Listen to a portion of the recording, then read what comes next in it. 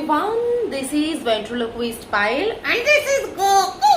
হ্যাঁ, আর আমরা দুজনে আবারও চলে এসেছি তোমাদের সাথে ছড়া শেয়ার করতে।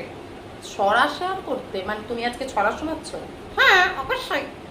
বাবা, তা কি ছড়া শোনাচ্ছ? যেটা করেছি। আর তো তুমি কি করেছো সেটা তো আমি জানি না। আরে হয়তো ওইটা। হ্যাঁ, তো সেটা কোনটা? গডি, হ্যাঁ বলো। হাট্টিং হাট্টিং পিং। বাহ, দারুণ ব্যাপার। আচ্ছা বলো বলো বলো। হাট্টিং হাট্টিং পিং, তারা মাঠে ঘাটে যেখানে সেখানে করে ডিং। এটা আবার কি ধরনের কথা? হাট্টিং হাট্টিং ডিম, তারা মাঠে ঘাটে যেখানে সেখানে পারে ডিম। এটা একটা মানে একটা ঠিকঠাক ভাবে একটা কোনো কথা বলে ঠিকঠাক একটা ব্যাপার আছে তো। অদ্ভুত, আশ্চর্য, মানে মাথাটা পুরো পাগল করে রেখে দেবে। ঠিকঠাক যদি বলতে পারো তাহলে বলো, নাহলে বলো না। আমার ভাল লাগে না এই সমস্ত কিছু। ঠিকঠাক? কারণ এটা ঠিকঠাক না। না, এটা মনে ঠিকঠাক না। তাহলে কোনটা ঠিকঠাক?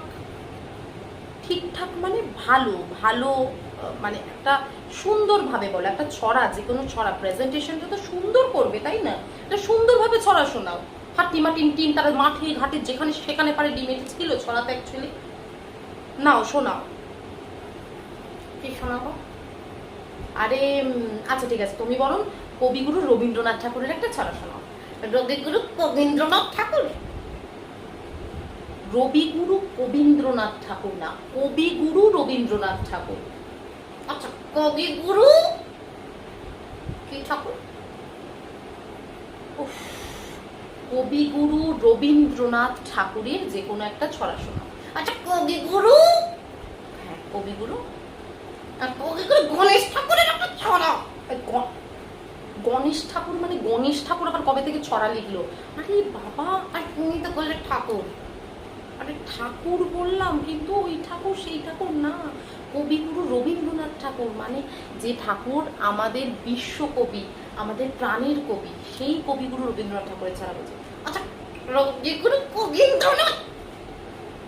রবিগুরু কবীন্দ্রনাথ নয়, রবিগুরু কবীন্দ্রনাথ বলে কোনো কথা হয় না। আর কবিগুরু গণেশ ঠাকুরও নয়, কোনো ঠাকুর না।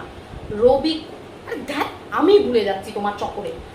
কবিগুরু রবীন্দ্রনাথ ঠাকুর, কবিগুরু রবীন্দ্র। আচ্ছা ঠিক আছে, তোমার যদি সেরকম প্রবলেম হয় তুমি বলো বিশ্বকবি রবীন্দ্রনাথ ঠাকুর। গ্রীষ্ম?